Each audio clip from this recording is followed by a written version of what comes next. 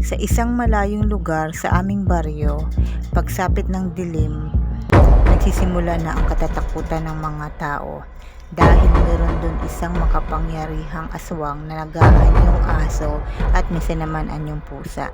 Hindi lang siya basta aswang, siya isang makapangyarihang mangkukulam din. Lahat ng kanyang sinasabi ay nagkakatotoo. Pag sinabi niya magkakasakit ka, magkakasakit ka. Pag sinabi niya mamamatay ka, mamamatay ka. Kaya walang sino man ang lumalaban sa kanya dahil sa sobrang Isang umaga, habang ako'y nagwawalis ng aming bakuran, nakita ko sa may talahiban ang aswang na si Minerva. At nang lapitan ko siya, kitang-kita ko na siya ay tumatay. Ang ginawa ko, kumuha ako ng patpat at nagbawas sa kanyang dumi. Dali-dali akong pumunta sa kanyang bahay at ipinunas ito sa kanyang doorknob. Maghapon ko siyang inabangan sa kanyang pag-uwi.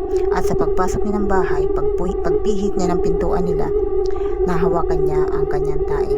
At sa sobrang galit napamura ito at nagsabing, mamatay na ang may-ari ng taing ito. At doon nagtapos ang buhay ng aswang na ako ang naging dahilan ng kanyang kamatayan.